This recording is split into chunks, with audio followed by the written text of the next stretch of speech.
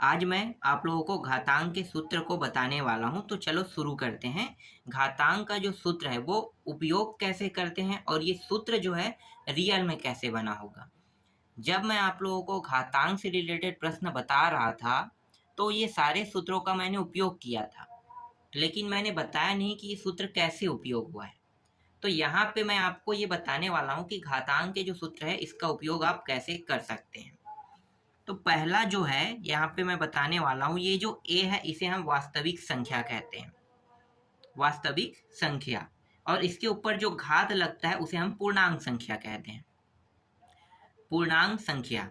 ठीक है, तो घात जो है ये वास्तविक संख्या का मतलब क्या है? Real number. नंबर मतलब 1 2 3 4 5, यही होगा ना। तो ए के जगह में आप 1 भी रख सकते हो, 2 भी रख सकते हो, 3 भी रख सकते हो। और पूर्णांक संख्या का मतलब क्या है? वहां भी 1 2 3 4 5 ये सब रख सकते हो। तो बस अभी आप इतना ही जानो कि ये वास्तविक संख्या है और इसका जो घात है ये पूर्णांक है, जो एम है। और इसके साथ गुणा कर देते हैं। वास्तविक संख्या क्या है? ए है, ये भी वास्तविक संख्या है, तो इसका गुणा हम करते हैं एन के साथ। ठीक है, मतलब यहाँ पे एन इसका घात रहेगा, मेरा कहने का मतलब ये है। तो यहाँ पे ए का घात एम है, गुणा कर दिए ए का घात एन के साथ। इसका जो बॉन्डिंग बनेगा, बॉन्डिंग का मतलब है कि ये जब हल होगा तो देखो दोनों के वास्तविक संख्या समान है, तो ये हो जाएगा ए। इसे हम एक बार लिखें क्योंकि दोनों सेम है, तो दोनों सेम है इसका मतलब आपको इसे एक बार लिखना है। अब यहाँ पे एम है और एन है, इसका मतलब क्या होगा? इसका मतलब ये होगा कि एम और ये एन गुणा होने पर प्लस होता है। इसका सूत्र का नियम यही है कि गुणा होने पर प्लस हो जाएगा। तो ये एम प्लस एन, ये क्या हो गया? ये इसका सूत्र बना। इस तरह से जब भी हम हल करते हैं तो गुणा वाले में सूत्र इसी तरह से होता है, एम प्लस एन होता है। अब दूसरा देखते हैं, इसी को मैं भाग करके देखता हूं, इस तरह से एन।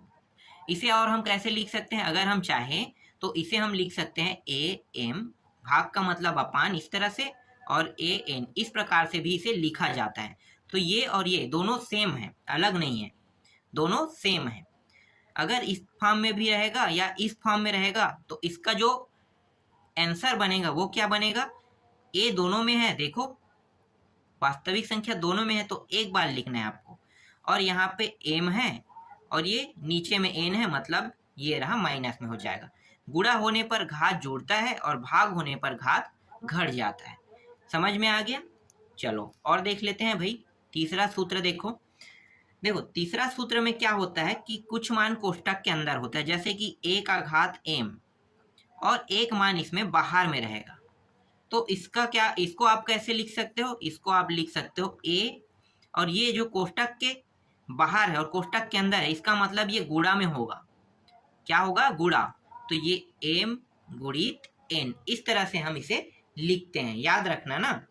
इसके बाद यहाँ पे अगर दो मान ले लेते हैं, ए और बी, दो वास्तविक संख्या है और घात यहाँ पे सिर्फ एक दिया हुआ है, एम बस, तब इसका सूत्र क्या होगा कि ये जो एम है, आपको पता है ना घात किसके बाहर है? कोष्टक के बाहर, तो क्या होता है? गुणा होता है। तो ये दोनों जो है ना, ए और बी जो वास्तविक संख्या है, दोनों का घात एम होगा। कैसे? ए का घात एम और बी का घात भी एम, इस तरह से आप इसे लिख सकते हो। पांचवा सूत्र देखते हैं। पांचवा जो है वो होगा ए अपान बी। इसको और हम कैसे लिख सकते हैं? अभी मैंने बताया ना, इसको हम लिख सकते हैं ए भागित बी, इस तरह से भी लिख सकते हैं। और इसका घात मैं ले लेता हूँ, एम ले लेता हूँ, इसका भी घात एम है। तो इन दोनों का आंसर तो सेम होगा।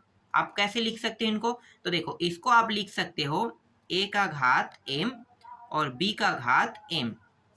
इसको आप लिख सकते हो ए का घात एम भागित बी का घात एम। आगे बढ़ें तो और देखो क्या होगा, दोनों जो है वो सेम मान प्राप्त करेगा। जैसे कि यहाँ पे क्या है? ए और बी। ठीक है, तो ये इस फॉर्म में आपको इसको भी लिख सकते हो, इस फॉर्म में भी लिख सकते हो, दोनों एक ही है ना, अलग नहीं है। आप चाहो तो इसे इस तरह से लिख सकते हो, इसको इस तरह से लिख सकते हो। छठवां सूत्र कैसे उपयोग होगा? छठवां सूत्र जो है ये ए का घात 0 लगा दो। ठीक है, घात ही 0 हो गया तो मान क्या होगा? कोई भी वास्तविक संख्या हो अगर उसमें घात 0 रहता है तो उसका मान सिर्फ 1 आएगा। ये भी याद रखना है आपको। इसके बाद जो सातवां है उसको जान लेते हैं। यहाँ पे a का घात जो वास्तविक संख्या है उसका घात यहाँ पे -m है, तो इसको आप कैसे लिख सकते हो? देखो इसको आपको कैसे लिखना है, घात अगर माइनस में है ना तो आप इसे लिख सकते हो 1/a का घात m। इसे प्लस में लाना है तो आप इस फॉर्म में लिख सकते हो।